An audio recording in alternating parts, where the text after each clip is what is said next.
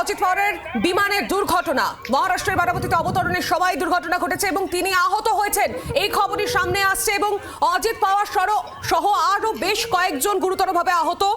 আর এই ছবি দেখে বোঝা যাচ্ছে কতটা ভয়ঙ্কর হয়েছে সেই দুর্ঘটনা। মহারাষ্ট্রের উপমুখ্যমন্ত্রী তথা এনসিপি নেতা অজিত পাওয়ার বিমান দুর্ঘটনার কবলে, গুরুতর আহত হয়েছেন। পাশাপাশি তার সঙ্গে যারা ছিলেন তারাও চোট পেয়েছেন বলে সূত্র মারফত খবর। রাজনৈতিক কর্মসূচিতে যাচ্ছিলেন এবং সেই সময় অবতরণের সময় এই দুর্ঘটনা। ভয়ঙ্কর এই ছবি দেখে উদ্বেগ ধরাচ্ছে এবং স্বাভাবিকভাবে একাধিক প্রশ্ন উঠছে নিরাপত্তা ব্যবস্থা নিয়ে। এর আগেও আমরা দেখেছি, যেমনটা আমাদের প্রতিনিধি রাজীবও বলছিল, যে বিমান দুর্ঘটনা প্রায়শই হচ্ছে এবং তার সেই দুর্ঘটনা থেকে শিক্ষা নিয়েই কি এবার এই ধরনের ঘটনার আগে আরো নিরাপত্তা ব্যবস্থা আটোসাটো করা উচিত ছিল? কি থেকে এই দুর্ঘটনা ঘটলো তবে এখনো পর্যন্ত স্পষ্ট নয়। আমি আবারও চলে যাব রাজীবের কাছে। রাজীব, এই মুহূর্তে কি আপডেট? দেখো, অজিত পাওয়ার এবং তার সঙ্গীরা কেমন রয়েছেন এই মুহূর্তে প্রত্যেকেই সেই দিকেই তারা চিন্তা করছেন। এবং যে খবর আসছে যে এক্ষেত্রে প্রাণহানির আশঙ্কাও কিন্তু করা হচ্ছে, অর্থাৎ যারা এই বিমানে সওয়ার ছিলেন তাদের বিমানটি ভেঙে পড়ার পর যেহেতু কার্যত ধ্বংস হয়ে গিয়েছে, সেহেতু প্রাণহানির আশঙ্কাও কিন্তু করা হচ্ছে। এখনো পর্যন্ত সরকারিভাবে কোনো বিবৃতি দেওয়া হয়নি। রাজ্যের উপমুখ্যমন্ত্রী প্রত্যেককেই হাসপাতালে নিয়ে যাওয়া হচ্ছে এবং হাসপাতালে এই মুহূর্তে তারা পৌঁছেছেন। এবং এই বারামতী এলাকায় যেখানে রাজনৈতিক সভা করবার কথা ছিল, স্বাভাবিকভাবেই সেখানে মানুষের জমায়েত ছিল আশেপাশের এলাকায়। এবং জনপ্রিয় নেতা অজিত পাওয়ার, তিনি শরদ পাওয়ারের এনসিপি ভেঙে আলাদা দল করেছিলেন, তিনি রাজ্যের উপমুখ্যমন্ত্রী। এবং আজকে সকালে যখন তিনি পৌঁছচ্ছেন সেখানে ঠিক মাটি স্পর্শ করার আগেই এই দুর্ঘটনাটি ঘটে। স্বাভাবিকভাবেই আতঙ্কিত এলাকার মানুষ। এবং যে খবর জানা যাচ্ছে যে 6 জন সওয়ার ছিলেন এই বিমানে, চার্টার্ড বিমান। এই বিমানের ভেঙে পড়ার পর এখনো পর্যন্ত কারা কিভাবে রয়েছেন, তাদের শারীরিক অবস্থা কি, তা নিয়ে দুশ্চিন্তাগ্রস্ত কিন্তু একেবারে ওই এলাকার মানুষ, সমগ্র মহারাষ্ট্রের মানুষ। রাজ্যের উপমুখ্যমন্ত্রীর নিরাপত্তায় কোনো ঘাটতি ছিল কিনা সেই প্রশ্ন যেমন উঠছে, পাশাপাশি খারাপ আবহাওয়ার কারণে এই ঘটনা ঘটেছে কিনা, পুরো বিষয়গুলি নিয়ে নানান প্রশ্ন উঠছে। কিন্তু সবার আগে অজিত পাওয়ার এবং তার সঙ্গীরা কেমন রয়েছেন, তাদের শারীরিক অবস্থা কি, সেই দিকে কিন্তু সবার নজর রয়েছে। এবং এই মুহূর্তে প্রাথমিকভাবে উদ্ধার কার্য চালিয়ে তাদের হাসপাতালে নিয়ে যাওয়া এবং তাদের শারীরিক পরিস্থিতি কেমন রয়েছে সেটা দেখার দিকেই নজর দিচ্ছে উদ্ধারকারীরা এবং প্রশাসন। আমাদের অপেক্ষা করতে হবে সরকারিভাবে কোনো বিবৃতি তাদের শারীরিক অবস্থা নিয়ে এসে পৌঁছয় কিনা।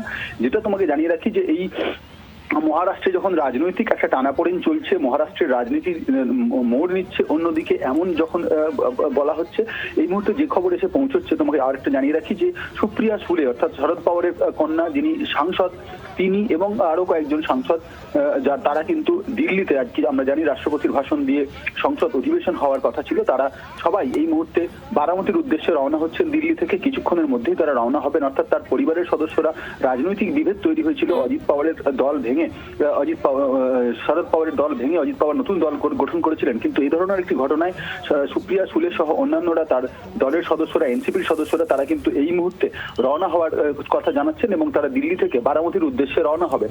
বারামতীতে যে ঘটনা ঘটেছে সেক্ষেত্রে উদ্ধার কার্য সবার উপরে এবং এই মুহূর্তে উদ্ধার কার্য চলছে।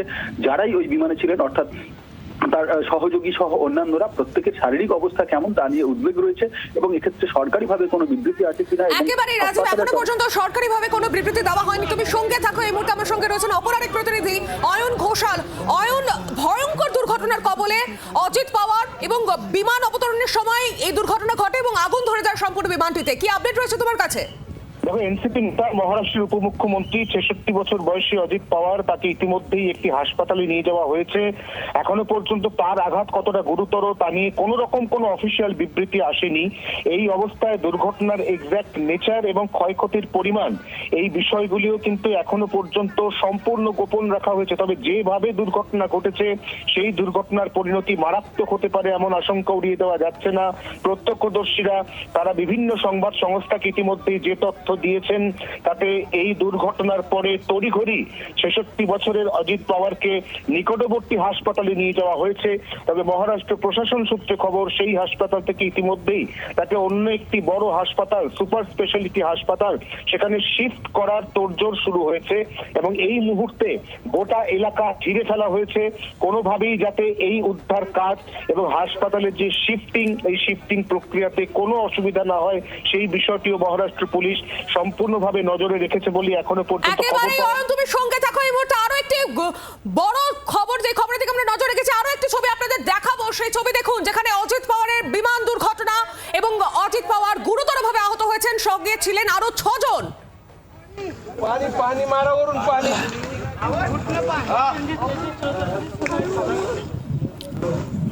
বিমান অবতরণের সময় দুর্ঘটনা ঘটে এবং সম্পূর্ণভাবে গোটা বিমানটিতে আগুন ধরে যায়। সেই মুহূর্তের ছবি জি 24 ঘন্টায় দেখতেই পাচ্ছেন, ভয়ঙ্কর বিমান দুর্ঘটনা। দাও দাও করে চলতে থাকে বিমান, কালো ধোঁয়ায় ঢেকে গিয়েছে চারদিক। অজিত পাওয়ার সহ আরো 6 জন ছিলেন বলে জানা যাচ্ছে। মহারাষ্ট্রের উপমুখ্যমন্ত্রী অজিত পাওয়ার, তার বিমান দুর্ঘটনা। বারামতিতে অবতরণের সময় এই বিমান দুর্ঘটনা, রাজনৈতিক কর্মসূচির উদ্দেশ্যে তিনি যাচ্ছিলেন এবং তার সেই পথে অবতরণের সময় এই ভয়ঙ্কর দুর্ঘটনার কবলে অজিত পাওয়ারের বিমান। पाणी पाणी मारा वरून पाणी সূত্র মারফত যে খবর পাওয়া যাচ্ছে, 6 জন আরো ছিলেন এই বিমানের মধ্যে। প্রত্যেকেই আহত হয়েছেন, অত্যন্ত সংকটজনক অবস্থা, তাদেরকে স্থানীয় হাসপাতালে ভর্তি করা হয়েছে। এই মুহূর্তে যে খবর সামনে উঠে আসছে, সবার আগে জি 24 ঘন্টার পর্দায় বারামতিতে অবতরণের সময় এই দুর্ঘটনার ছবি তুলে ধরছে আপনাদের সামনে। আর একবার চলে যাবে অয়নের কাছে। অয়ন, ভয়ঙ্কর দুর্ঘটনা আমরা দেখতে পাচ্ছি, শিউরে ওঠার মতো ঘটনা। প্রাণ আশঙ্কা সম্ভাবনা তো থাকছে, কিন্তু তিনি একজন মহারাষ্ট্রের উপমুখ্যমন্ত্রী, নিরাপত্তার গাফিলতিও তো সামনে আসছে। নিঃসন্দেহে 8:45 ল্যান্ডিং এর সময় যান্ত্রিক ত্রুটি ধরা পড়ে, এমনটাই পাইলট শেষবারের মতো এটিসিকে জানিয়েছিলেন। তারপরে আর যোগাযোগ স্থাপন সম্ভবপর হয়নি। এই অবস্থায় বিমানটি ক্র্যাশ ল্যান্ডিং হয়, বিমানটিতে আগুন ধরে যায়। এটি একটি 8 সিটার চার্টার্ড বিমান, যেখানে উপমুখ্যমন্ত্রীর পাশাপাশি বেশ কয়েকজন আত্মসহায়ক এবং নিরাপত্তা রক্ষী ছিলেন। সব মিলিয়ে সেই সংখ্যাটা 6। এরা প্রত্যেকেই একই রকম ভাবে গুরুতর জখম হয়েছেন। এখনো পর্যন্ত এটুকুই সূত্র মারফত খবর পাওয়া যাচ্ছে। জেলা পরিষদ নির্বাচনের জন্য একদম সকালে মুম্বাই থেকে নিজের চার্টার বিমানে বারামতি রওনা হয়েছিলেন অজিত পাওয়ার এবং সেখানে বারামতিতে তার ঢিলছোড়া দূরত্বে অবতরণের আগে বিমানের কোনো একটি যান্ত্রিক ত্রুটির কারণে বা ইঞ্জিন লক হয়ে যাওয়ার কারণে গোটা বিমানটির ক্র্যাশ ল্যান্ডিং এবং সঙ্গে সঙ্গেই বিমানে আগুন ধরে যায় এবং এই আগুন ধরা বিমান থেকে যুদ্ধকালীন তৎপরতায় বারামতি থেকে অজিত পাওয়ার সহ তার সঙ্গে থাকা 6 জন, তাদেরকে উদ্ধার করে প্রথমে নিকটবর্তী হাসপাতালে নিয়ে যাওয়া হয় এবং সেই হাসপাতালের পরিকাঠামো পর্যাপ্ত না থাকায় এদের 6 জনকেই বিশেষ করিডোরের ব্যবস্থা করে নিকটবর্তী একটি সুপার স্পেশালিটি হাসপাতালে ইতিমধ্যেই শিফটিং এর তোড়জোড় শুরু হয়েছে বলে এখনো পর্যন্ত প্রশাসনিক সূত্রে খবর। বাংলার আওয়াজ, বাঙালির আবেগ, জি 24 ঘন্টা।